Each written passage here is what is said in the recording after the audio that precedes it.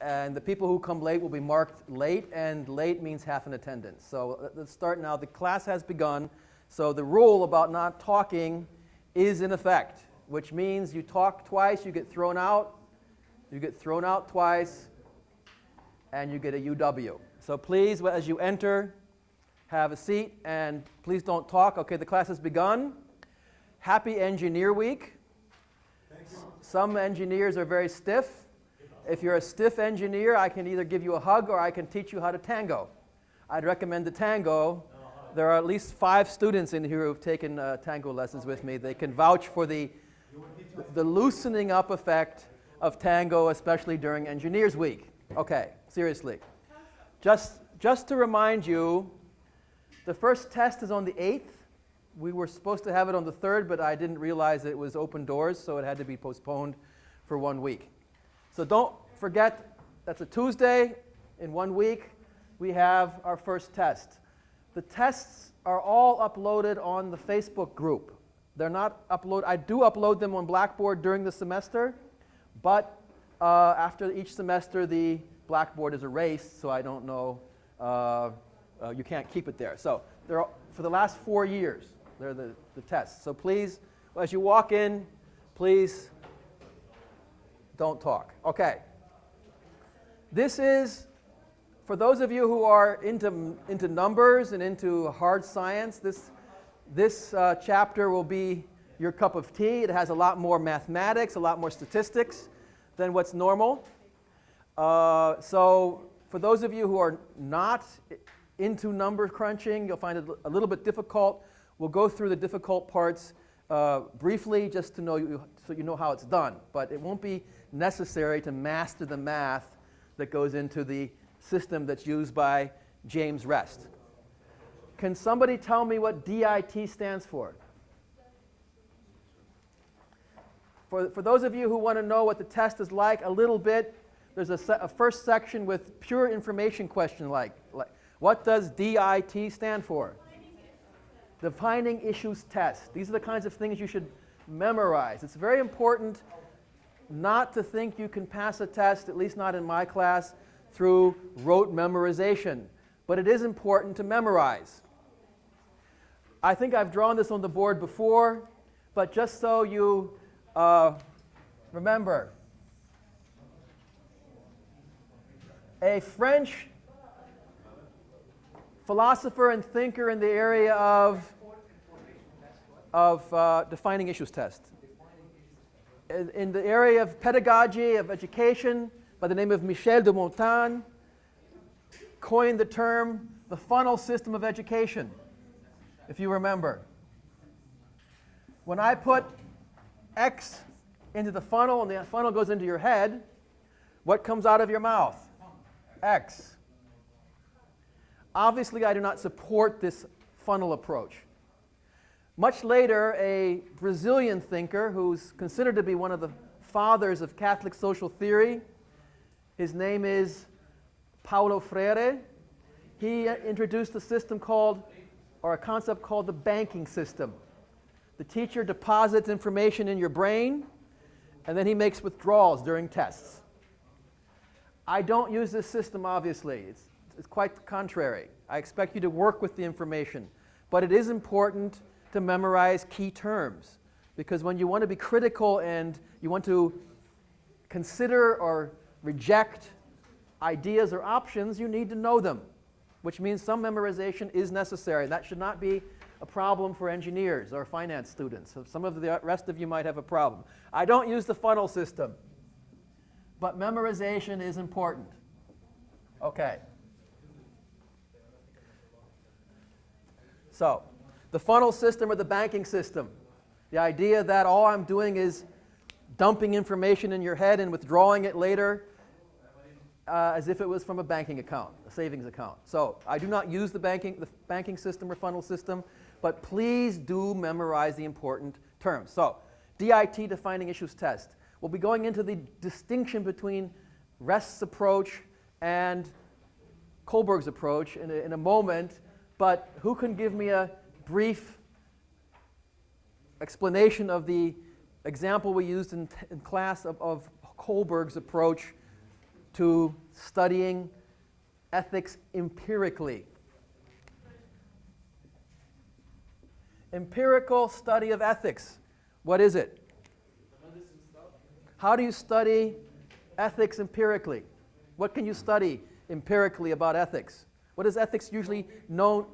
Okay, what is ethics usually known to do? To tell you what? What is right and what is wrong? What is moral? What is immoral? What is godlike? What is a sin? Etc. Etc. That's not empirical. That's no. Normative. Bravo. Now, what can we study empirically in the area of ethics? You said it. No. What can we study empirically? How people behave. So empirical studies of ethics are not about what's right or wrong, but how people act and what they base their decisions on. So Kohlberg's achievement, major achievement, was to introduce or to, I would say, to establish in the community of scholars the idea that we have to approach ethics not only normatively, which every religion would teach us to do, but also secular ethics, for example, Greek, classical, or Hellenistic ethics, which is not based on religion. Hellenistic ethics and Hellenistic religion are very different.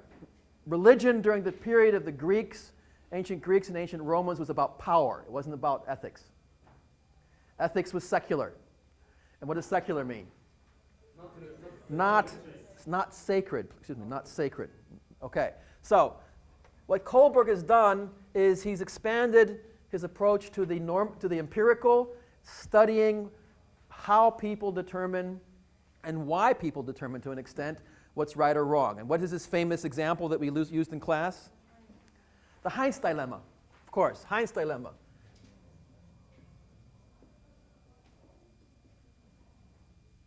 Okay, good. So, what is the major criticism? We've spoken about this before, and we started discussing it last class. What is the major criticism in general of Kohlberg's approach? The staircase. You can't go back. There's no backsliding.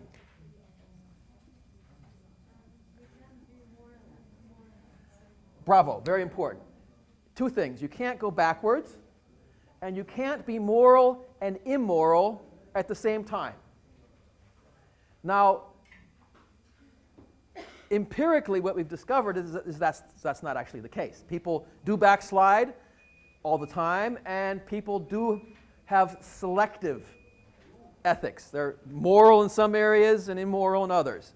So the criticism of Kohlberg's approach was relatively easy to carry out because he argued his case empirically. So if you can find examples of people backsliding or examples of people being immoral and moral at the same time, he has been proven to be wrong. By the way, can we ever verify anything? Can you verify something? No. Why? What does verify mean? To be 100% true, it has to be right at all times, everywhere, and with everybody. There's no way to test that. But we can falsify. Because all we have to do is find one example of Kohlberg being wrong, and he's wrong. But he has to prove himself right all the time. So how do we verify things? By trying to prove them wrong? Right. How do we verify things? We verify things by testing them and trying to prove them wrong again and again. And if we're slightly deviating, varying the situation, we never prove it wrong. We can assume until further notice it's right. The theory of gravity, I've done the test before, I'll do it again. You know the old theory. There's no such thing as gravity. The world sucks. Wrong again. Okay. That's the old hippie joke, right? Okay, it's wrong again. So I think we've verified the existence of gravity. We have attempted to verify Kohlberg's theory by proving it wrong, and we have successfully proven it wrong. So once we realize that there is backsliding and there is selective application of morals using the empirical approach, we have to move forward. So normally when you take a theory and you develop it further, beyond the actual origin, we talk about Kohlberg, Ian, and post or neo. What's the difference?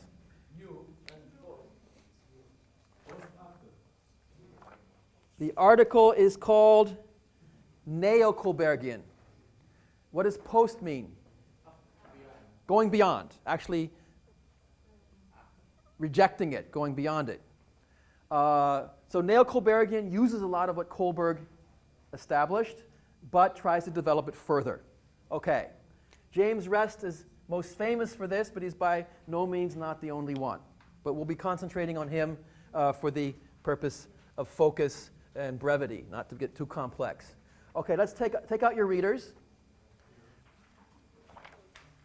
to page 40. If you look at the handwriting at the bottom of the page, page 40, in the actual photocopied text, it would be page 70. And you see that what Rest has done is, instead of having stages, he has schemas. So it's very straightforward. Let's have a look at table 4.1 in your reader.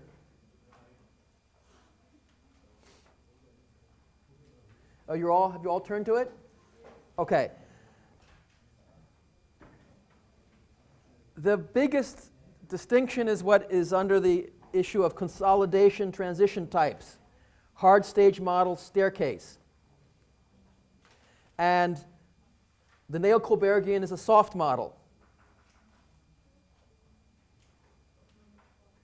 The highest moral reasoning is principled reasoning, and in neo-Kohlbergian it's post-conventional. It's very important for this region because basically Kohlberg cannot explain why people are ethical in the Middle East.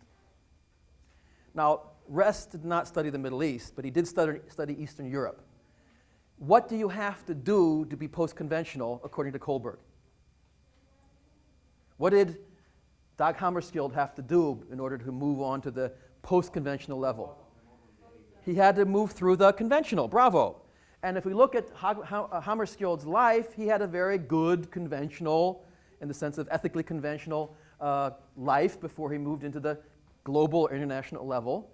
And so he was trained, he was socialized in good Swedish conventional ethics and then developed from there. And that would then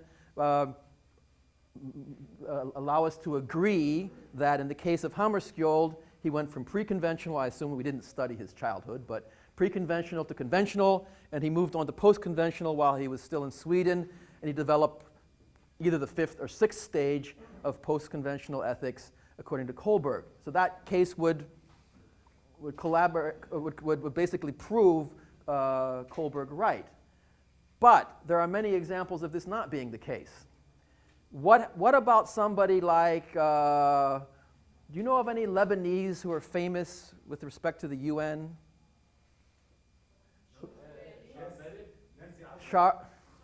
Thank you. Nancy Ashram? Yes, why? She is the UN ambassador for kids. Okay, well, that's not who I was asking, trying to get. Charles Malik. Charles Malik is famous for what? For the Universal Declaration of Human Rights. Now, you can't get any more universal than the Universal Declaration of Human Rights. Charles Malik, did he grow up in a country that was primarily based on rule of law or on culture of impunity? Culture of impunity. So how come he ends up being so post-conventional? Can Kohlberg explain that? Think about it, guys. Think about it. If Kohlberg assumes you have to go through a conventional ethical environment where, as a rule, you're punished if you do something wrong, and as a rule, you're rewarded if you do something right, how do we explain Charles Malik? You can't. That's the whole point. You can't. So what we now know is that his theory has significant weaknesses. The work done by Rest is focusing on Eastern Europe, but what he shows is that if we look at the three Shema, what are the three Shemas? Let's go, where are they listed? Okay, on page 74. On page 74 or 42 with my handwritten numbering. Personal interest. Is personal interest in itself an ethical category, according to Rest? You all read this, right? So, is it an ethical category? No. No, it's not. Only looking out for your own interest in nobody's book would be ethical. I'm not aware of, and I don't think anybody could find an example of ethics that focuses on everybody acting according to their own interests. Normally, you have to go beyond that. So, if personal interest is the unethical behavior, we have two forms of ethical behavior, which are maintaining norms and post-conventional. We're familiar with post-conventional from the Kohlbergian. Maintaining norms. If you go back to the reading on where we were first introduced to Kohlberg, what's the problem with maintaining norms? Being obedient to existing rules. What's the problem? Why can that be a behavior which would cause you to be evil, do evil things, even against your will? It depends on the situation, or more importantly, it depends on the norms. If you're living in Nazi Germany, by the way, you found something on your desk. This is a small plug for the Human Rights Club, but it fits in well with our class today. In 1 year, about this time, it was actually in April, the genocide against the Armenians began. And that's particularly important in the last couple of days because we have something similar happening at this moment in Syria.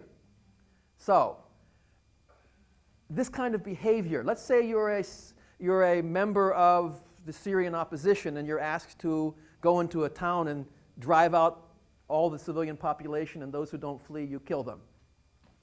Let's say you didn't actually think that's what you signed up to do. But now you have orders. And your approach to ethics is maintaining norms. What are you going to do? You're going to do it. That's the orders. What are soldiers supposed to do? Follow orders. What happens when soldiers don't follow orders? They normally in non-war situations are dishonorably discharged. In war situations, they are arrested, court-martialed, and if they cause significant damage to the war effort, they're executed. And sometimes in battle situations, they're executed on the spot. The military police, the purpose of the military police is to basically when soldiers turn and run, you shoot your own soldiers. Okay, so maintaining norms has this unique weakness that you might be maintaining norms which are wrong. What is a good example? Or give me one of the four the four dilemmas, the paradigms. Which one is truth versus loyalty? Loyalty to norms versus my personal desire to tell the truth, to do good. So, what happens if you don't grow up in a world in which you have norms which you find to be right? I do this test I don't know if I've done it with you yet. I think I did it at the beginning of the semester.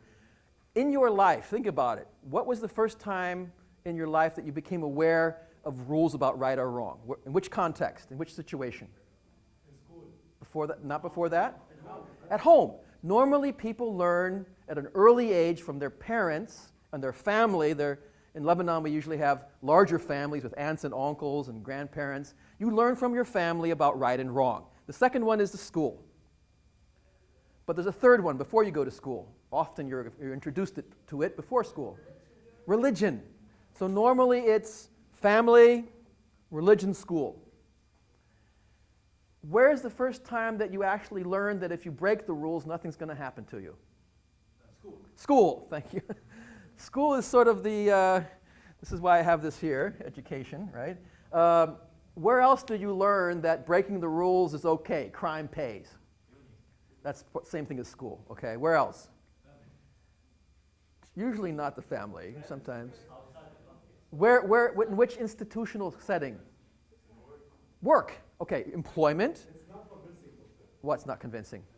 How we break the rules in school and we are not funny. Doesn't happen at NDU. Nobody gets into the university without knowing English properly. Do your professors always speak English with you? No, there you go. Okay, so when a professor doesn't lecture in English, according to the university bylaws, he will be warned, he'll be fired. Does that happen? No, it's not happening. Your parents are paying a lot of money for you to learn English so that you can take your English education and go apply it anywhere in the world. What your professors are teaching you is sort of a mix of English, Arabic, and French. Now, which country besides Lebanon can you speak that in? No, but they're locking you into the Lebanese market, right? So, you should be literary in English. You should be literary in Arabic. And you should be literary in French. Or literate. There's literate, and there's lingual. Parentheses. This is not, we're going off on a tangent here. Okay. What is the difference between lingual and literate? Is anybody studying education in this class? Lingual means, according to educators, lingual means that I can comfortably navigate. I can fit in. You don't have to speak great French to be lingual. You don't have to speak great Arabic to be lingual. Lingual, like bilingual, trilingual. Literate means that you know everything you do know, you know in a language. People who are monolingual are definitely literate in one language, because that's the only language they have. When you're bilingual, it does not mean that you're biliterate. You can be trilingual and not triliterate. Or you can be tri-illiterate. I actually have a Facebook group called Tri-illiteracy. I'm not talking about any specific country, but I've known people to not be able to speak any language completely. Why do people slip out of English into French or out of Arabic into English? Because they can't say it. They can't say everything they need to say in French or English or Arabic. So they're actually illiterate in 3 languages. Okay. You're welcome. You're welcome. Okay, so the point being, why are people in Russia or Poland or Ukraine post-conventional? Why was Charles Malik post-conventional? We can't explain it using Kohlberg's method. We can explain it using Rest's method. Rest does not assume that you have to go through conventional. Well, he wouldn't even use the term conventional. He's dropped that concept. He's basically saying and studying empirically people's behavior and saying we have 3 possibilities here. We have people who maintain norms. Is anybody studying psychology here? Any psychology students? Okay. What's the difference between an oral and an anal character? I just took one class. Does anybody who's not a psychology student know? Yes. Anal is a pain, yes. And oral? Oral is forever young, right? Sex, drugs, and rock and roll. Okay. And that's probably a way you can remember it, but that would not be what I'd like to see on the test, right? No, actually, I got that idea. Okay, but can someone explain it in a less graphic way? That wasn't graphic. I said less graphic. Less graphic. Oral means that you are pulling things, you're very into enjoying things, you see the big picture, you're outgoing, whereas anal is tight, strict to the rules. Engineers tend to not like to be hugged because they are anal. Okay, so it's not true. Okay, but if you're anally challenged, can you say that? If you're anally challenged, take tango lessons. Okay, that's the last plug. It's the last plug. Tango lessons every Wednesday at 12 in the musicology department in the basement. Okay, I'll stop. Yes, okay, good. Ask your friends. Who took tango lessons with me? Look at those guys. Hey, see? You never expected that, did you? Okay, so maintaining norms basically means that I obey the rules no matter what. We're going to be seeing with Philip Zimbardo in his Stanford experiment, where he has half of the students being guards and half of the students being prisoners. There were very few, there was about 8 and 8, but there were 2 or 3 people who did not go along. And the most amazing example was a prisoner, because they were chosen randomly, whether they're prisoners or not. And what Zimbardo, it's the next chapter, what Zimbardo found out is that not only did the guards become very vicious and very much enjoying themselves in torturing other people type of guards, but the prisoners fit in very quickly into their role and allowed this to happen to them. And there was one exception. There were a few exceptions, but there was one who was absolutely adamant. He would not do things that he thought were immoral. His name was Sarge. They gave him the nickname Sarge. And he was very, very religious, very conservative, and very anal, and very much into maintaining norms. So he would do whatever they told him until they started doing the Abu Ghraib thing on him and doing some sort of sexually perverse things with the prisoners. And he refused. And he said, I'm a Christian. I won't do that. And they tortured him. And they couldn't break him.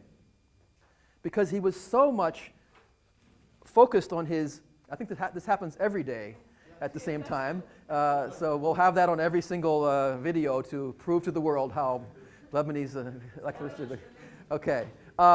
And so he was very much into maintaining norms. The advantage of that is, of course, that if the norms are right, and you could say, for example, that certain people who are very religious, they might be, as somebody so graphically said, a pain in the ass, but they will not do things that are wrong. If they are in the army and they're asked, for example, to torture people or to practice ethnic cleansing, driving the people out of Kassab, for example, someone might say no.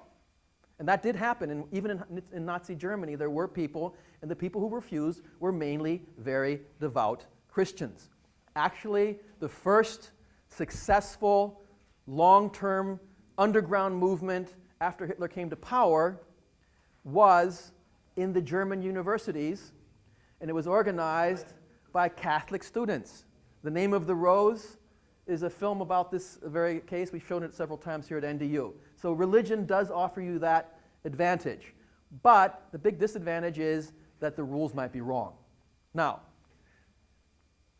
you have 3 options here. One is self-interest. That's obvious. Everyone does that. Second is maintaining norms. This is something you're trained to do. The third is post-conventional. Post-conventional means I aspire to something higher than myself and higher than the context in which I live and work.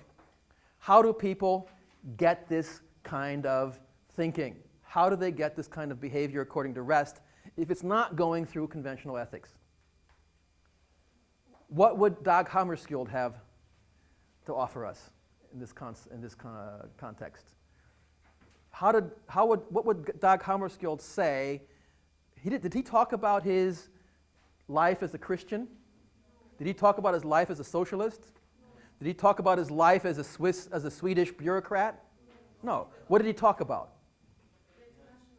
No, but what did he talk about when he talked about how does he develop his core values? You take them from wherever you have them. Did anybody actually do that? Sit down and write down their core values and their red lines? Not yet? Okay. It's not an assignment, but think about it. What are your core values? What are the lines you refuse to cross? Take those and what do? You compare them with others in your environment. And of course, it's even more important if you're working internationally. And then you find your common denominators and you try to live up to them. And what's the tool that he recommends? Inner dialogue, right. Inner dialogue. Other options are solitudine, quiet time, or self-purification. So Rest does not actually prescribe how to reach post-conventional behavior. He's actually not that interested in how people become post-conventional. He's just testing whether they are or are not.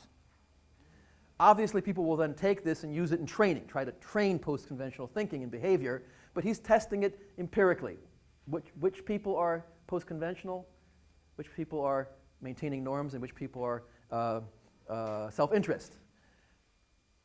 So the good news is that this theory is much more applicable to a context where there's culture of impunity. And obviously we know where Charles Malik got his values from. When you talk about Charles Malik's contribution to the Universal Declaration of Human Rights, most people talk about his Catholic, Christian foundations. This is actually one of the criticisms of the Universal Declaration. If you're in China or in your Saudi Arabia, what would be the obvious argument against, or in Burma, Myanmar, they were especially good at this. Right. The Universal Declaration of Human Rights is developed by Jews and Christians, and therefore does not apply to Burma, China, or Saudi Arabia. It's culturally biased. And that's probably true. That's a fact. Does it make it wrong? No, but it does make it rooted in one culture. It's the dominant culture today. And why is Western, Greco-Semitic, that's a term you can chew on, Greco-Semitic. Who are the Semites, by the way? Arabs, Hebrew, Jews, Arabs, Jews, and? No. Syriacs. Syriac, Hebrew, and Arab are the three most significant Semitic languages. If you look at Hebrew, you'll find a lot of words that are the same as Arabic. It's the same family. So Greco-Semitic means the culture of the Jews and the Greeks. Hellenistic, Greek, and Jewish, Semitic. It's the culture of this region. And this is the dominant culture globally now. Why is this culture dominant? And don't say because the Jews rule the world. Please, no. Don't do that to me. Okay. Why? Who has forced the Christian and Jewish, the Western Hellenistic, the Semitic cultures on the globe? Who forced it upon them? The British and the French. How? Colonialism. So the Burmese, the Saudis, and the Chinese have a point. The fact that this is not foreign to this region, obviously, but it is foreign to China or Burma or Saudi Arabia. They have a point, to an extent, that this is a colonial heritage, a colonial residue which could be overdone. Okay, anyway, however you explain how someone becomes post-conventional, the point is you do not have to live in a culture dominated by rule of law. Now, why do people tend to be post-conventional at a higher rate in societies where there is a culture of impunity than in societies where there isn't? This is a tough question. Statistically, and this is something that Rest found out when he studied Poland and Russia. In Poland and Russia, there's a higher level of culture of impunity than there is in Canada or Germany, because of the old communist traditions where basically there were two governments. So those of you who are not old enough to remember the Cold War, I guess I'm the only one who can remember that. During the Cold War, let me tell you about the Cold War, okay, which started in 1949, 50, and ended in 89 with the fall of the Berlin Wall, and 91 with the collapse of the Soviet Union. The communist countries had always had two parallel governments.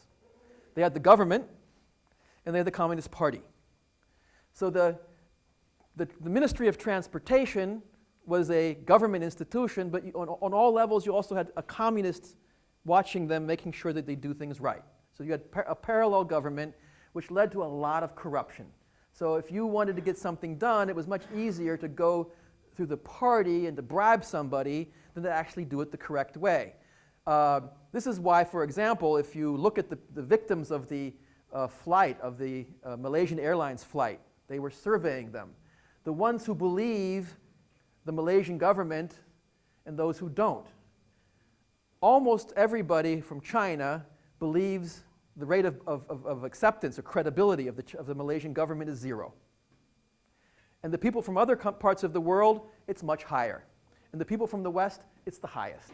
Why would people from the West believe the Malaysian government more than people, let's say, from Hong Kong or from Cambodia? And people who are from China would believe them 0.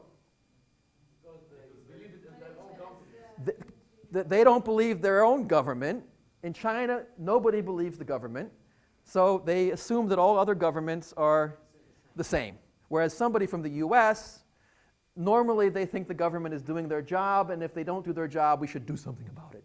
Because there must be a mistake or one rotten apple. But the government itself is assumed to be based on rule of law.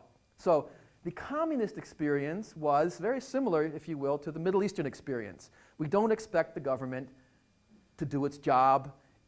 Basically, it's just serving its friends or even just itself. We don't go to a ministry and fill out a form and expect free access to information. Before you go to the government to do something, what do? You find out who's going to be dealing with your case, then you find out about that person, and we try to pull in a wasta somewhere, right? And then you go. You don't go empty-handed, right?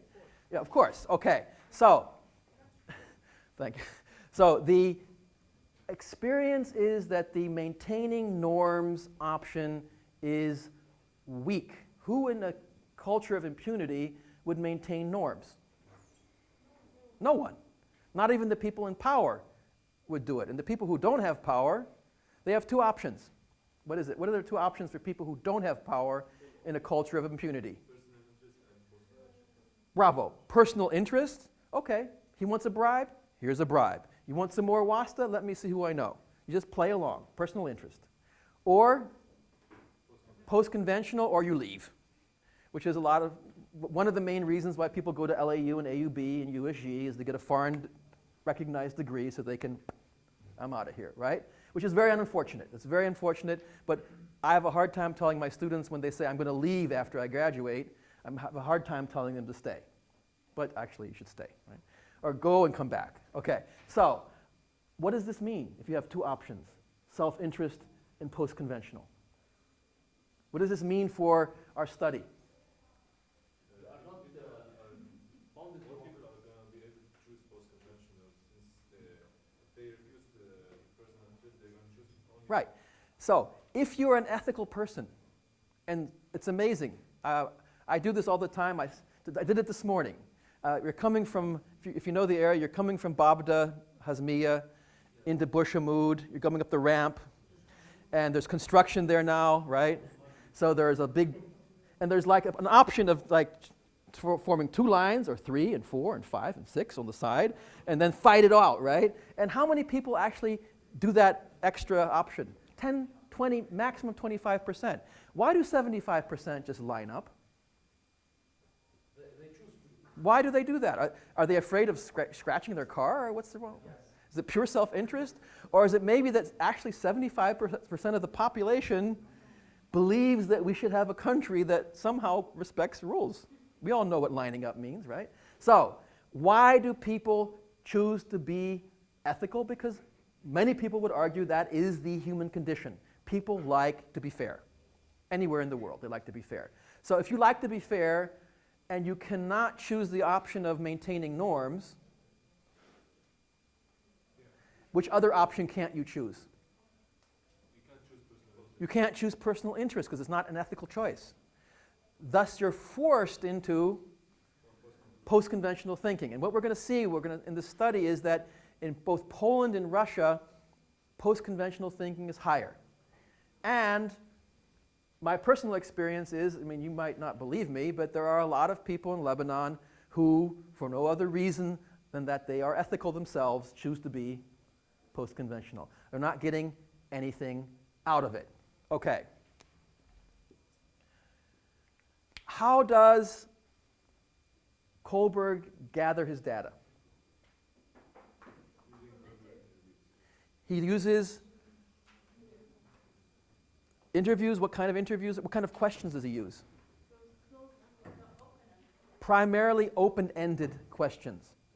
The Heinz dilemma is based on open-ended questions. And which means it's a qualitative, open-ended interview format.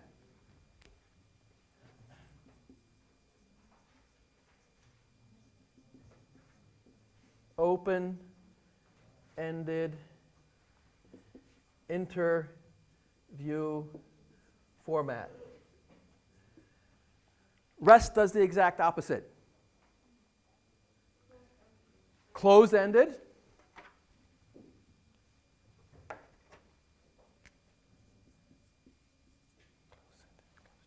Closed-ended. Survey and quantitative. Okay, for those of you who've taken a research methods class, what is the advantage of interviews with open-ended questions? You can find out what are the real intentions of. It's very, very rich. The information you get back is really deep. I can spend a lot of time talking to somebody. I gave you the example in the previous class of my favorite question when studying migration intentions, about the intention to leave or stay in Lebanon. Do you have 2 passports? If yes, is the second passport from a country in the West, meaning Europe, North America? If yes, what would have to happen in Lebanon for you to want to give up your foreign passport? And then you have 2 hours to respond, and you can start thinking about this. Another one is we were discussing return migration. A lot of you know that people come back to Lebanon, families come back when their first daughter reaches puberty, especially if they're living in North America or South America. Less in West Africa, and even less in the Gulf because of the social control. But in North America and South America and Australia, you can't keep control of your daughters once they reach a certain age, and so you bring them back to Lebanon. So we were doing training in oral history, and so the question was, for those of you who lived abroad when you were a kid or know people, when you came back to Lebanon, did you have any unfinished business? Was there anything you wish you had done before you came back that you couldn't do? People are smiling. You know how long people can answer that question? Forever, right? And people say, oh, I probably just made some people have nightmares tonight. Okay, so, so these kind of qualitative questions are very rich.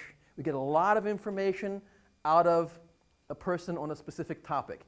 What can't you do with those results? What can you not do? Generalize it. You cannot generalize, and why do you want to generalize? Facilitate your work. To say that it applies to everyone. What's called? Comparing. You can't compare results when you have very deep and rich qualitative results. That means that your study is very,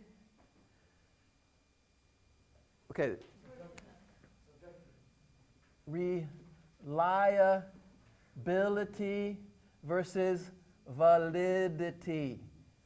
Oh, you thought that you weren't going to have to talk about those kind of things in the political science class. What is the difference between validity and reliability when you're doing research? Does it mean the same thing? I thought that engineers and science students were like tough science people and they knew these kinds of terms. My political science students know this, right? No, they don't. They don't know it either. But valid means you get as much truth as you can out of a qualitative research. Gives you a lot of valid information. It's true about this person.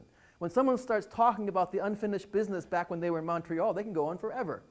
It's really rich and it's really true. They're not making it up. They probably hadn't thought of that for years. What we cannot do is compare. Reliability means that if I do a experiment, or I can do it again and again, and the results will be similar each time, which means I can take the results I got from people coming back from Montreal, and the results from people coming back from the Gulf, and coming back from South America, and coming back from Australia, and I can compare them. That means the questions have to be close-ended and very simple. Otherwise, we can't compare. So, whereas Kohlberg is highly valid, REST is highly reliable. This is important because what REST wants to then do is compare Russia and Poland to Germany and Canada and get the differences. He wants to compare women and men. He wants to compare people who have high levels of education and low levels of education. And what we find out is that in some cases, education is irrelevant. You would assume if people have a lot of education that they are more ethical. Is that true, or are we just guessing? Not always. Why, by the way, consider this. This is a question I often put on the test. Why are people from Russia, Poland, and women more post-conventional than men or people from Western Europe? Why are women more post-conventional? Think of the rules. Why do girls get better grades, except for the engineers, of course? Why do girls get better grades? Even in engineering? Even in engineering? Oh my goodness, okay. That's the classical guy. They don't have anything else to do, right? Except study. They have the patience. No, why do girls get better grades? Girls, why do girls get better grades? They try harder. They work more. Why? You know, I haven't figured it out, but I found a correlation. I'm not establishing a causal relationship, but I found a correlation between hard work and success. I don't know how that works. It's really, really mind-boggling, but people who work hard tend to be more successful than people who don't. I can't explain it, but it seems to be true. It's not hard to explain? Okay, so why do girls get better grades? Because they work harder. So the question is not why they get better grades, why do they work harder? Why do women, as a rule, work harder than men? Okay, we can put it that way. They have something to prove. Women not only have to succeed, but they have to succeed against stereotypes.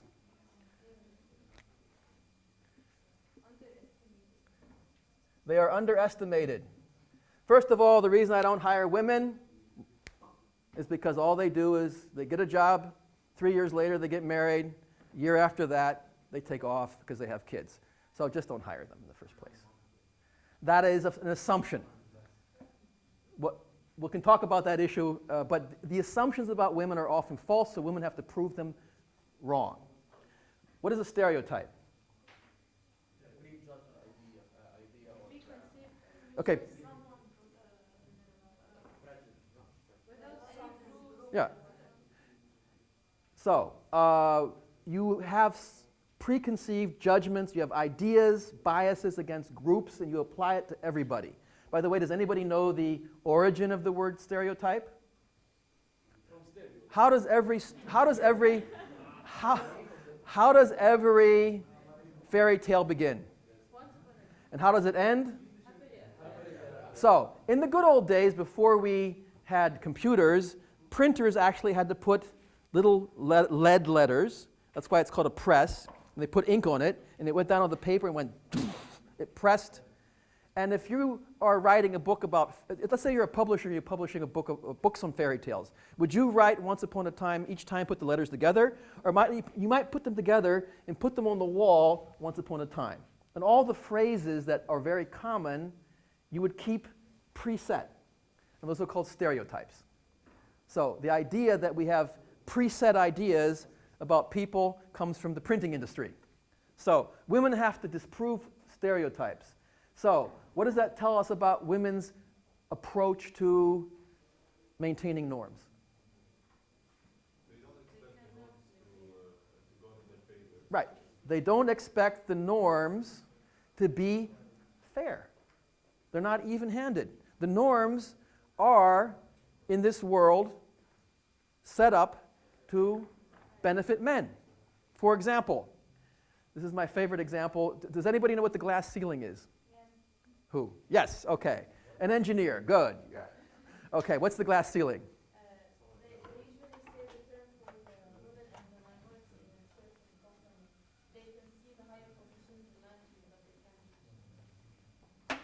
Where did you learn that? Pad 201? Okay, good. You all know those maps, the demographic maps, where there's a dot, a black dot is 1,000 people. You take the map of Lebanon and you put black dots for every 1,000 people. It's going to be very black around Beirut.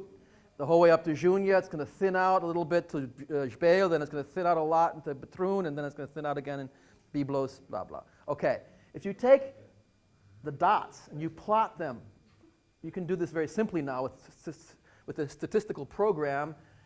Everybody, even in Lebanon today, more or less, if they have any form of training, men and women equal when they enter the job market. Equal qualifications. Around halfway up the career, they're still more or less the same. But then, when you get to the top, it's almost only men. And all the women are stuck here in the middle, statistically. So what happens is they get to here, and they bounce off the invisible glass ceiling.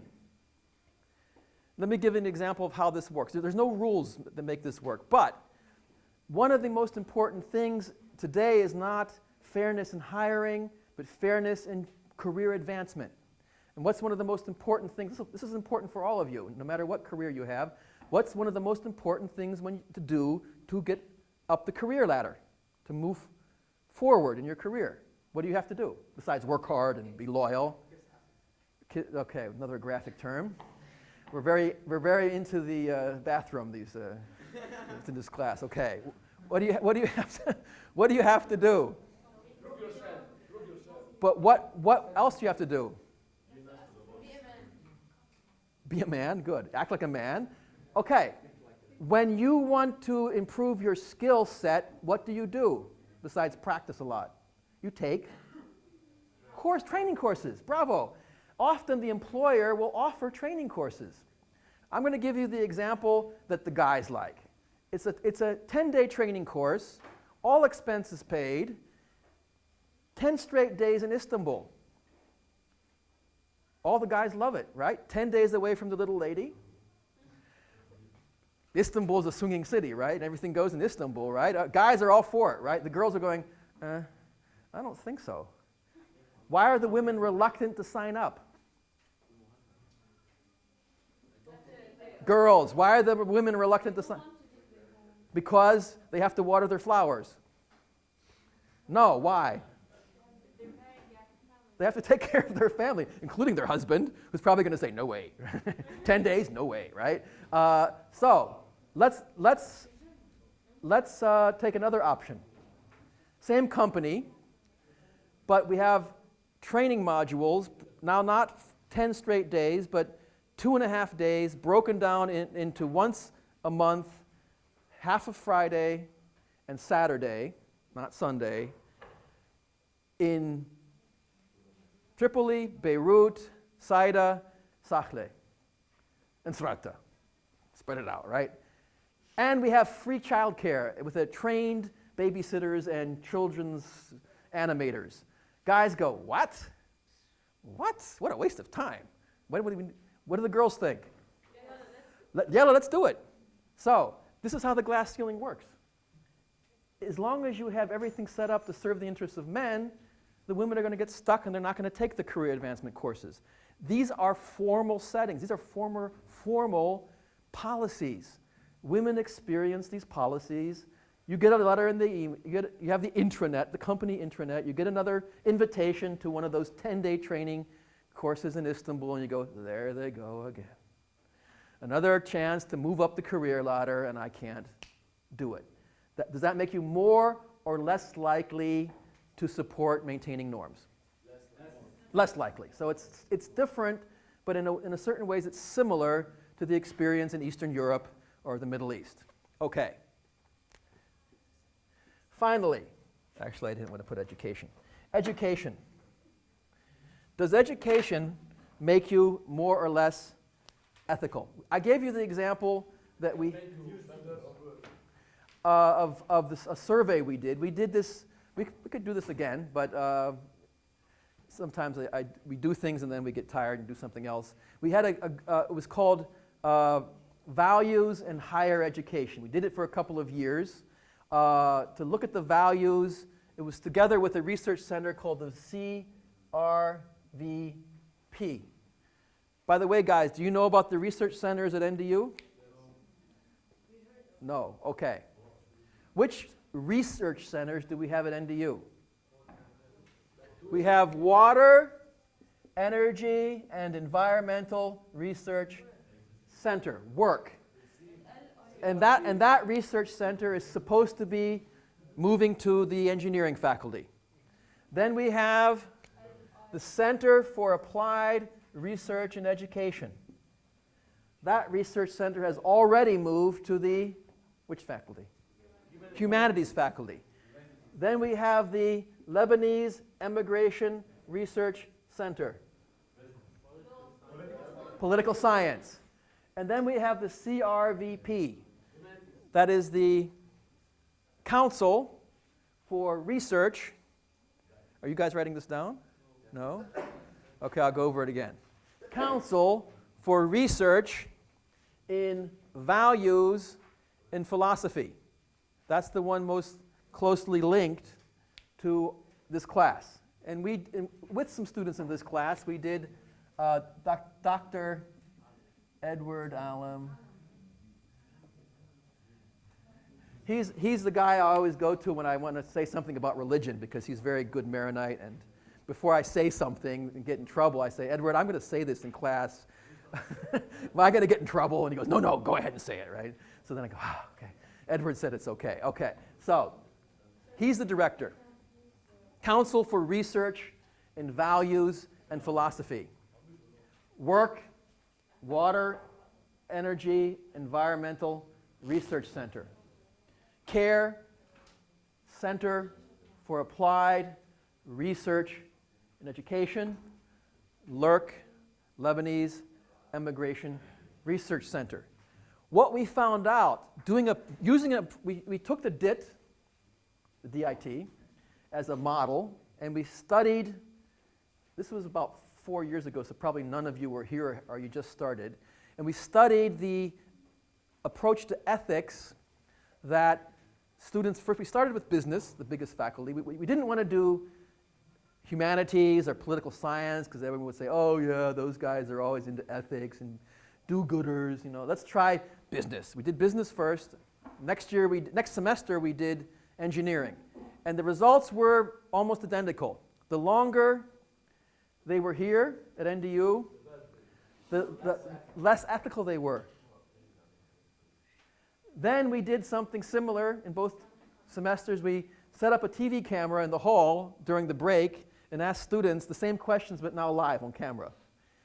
Like, if you got a stolen software package, would you take it? Would you give it to your friends? If the attendance sheet was passing through, would you sign for your friend? Blah, blah, blah, blah. There's typical examples. And the willingness to be unethical went up significantly year after year because everyone's doing it. So the good apple got in the bad barrel, and by the end of the, right, you know the story. Okay, good. So when we look at education, we can study this, and this is why I asked that question. Education is sort of the one environment where it goes both ways. Normally, you're taught to be ethical and taught to obey rules in your family. Rarely, when you go to church or to mosque, do they say, well, last week we said this is how it's going to do it, but I've changed my mind. This year, we have a new approach to whatever, right? This doesn't happen. This is called dogma, right? Dogma are rules that you can't question.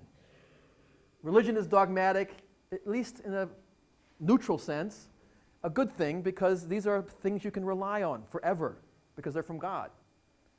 Families are also, normally families, at least they shouldn't do this, be favorites and this kind of thing or change the rules every week. But when you reach education, it can go both ways. So education is sending us what we call mixed signals. Does everybody understand that term, mixed signals? It means one time you're saying one thing, next time you're saying something else.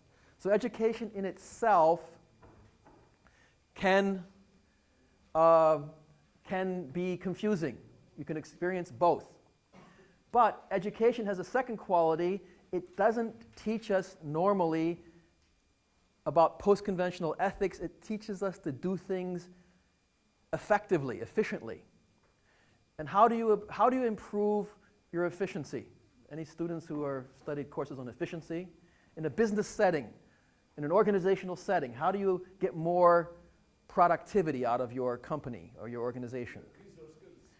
Okay, the skill set of the workers and the work organization.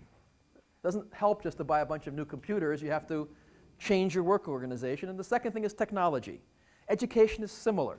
It provides you with skills, with technology, but what you do with it normally is not something that the educational setting will provide you with. So, my favorite example of someone who was highly educated was a guy by the name of Dr. Joseph Goebbels. Does anybody know who that was? That was the propaganda minister of Adolf Hitler, of the Third Reich. And Joseph Goebbels was a Nazi, obviously, so he didn't really like Jews. But he was the first person to systematically use psychoanalysis in his propaganda. What does that mean? What does psychoanalysis teach us? How it teaches us about the value of the subconscious as opposed to the conscious. And who developed psychoanalysis? Sigmund Freud. And Sigmund Freud, like Albert Einstein and Karl Marx, was a Jew. Uh-oh. So we can't use that, right? We can't use psychoanalysis as a good Nazi because it's Jewish. Does he care? No. Today, anybody who takes a course in marketing or leadership in any way, shape, or form knows that leadership is not about what I say, but is about how I say it and how I act. You take your cues from people's behavior, not from... So, Goebbels proves that education doesn't really make you good because he used education in a highly efficient manner. Today, a lot of what we know, not only in the area of psychoanalysis or in marketing, but in many other areas, we got because of the very creative, quote-unquote, approaches of the Nazi Third Reich. Okay, so education. Normally, the results in education are that education makes people more ethical. But what Rest found using his approach is that you find many examples of it making people worse. And here we're going to see with Zimbardo how that works as well. Okay, good. So, this is the general introduction to this reading.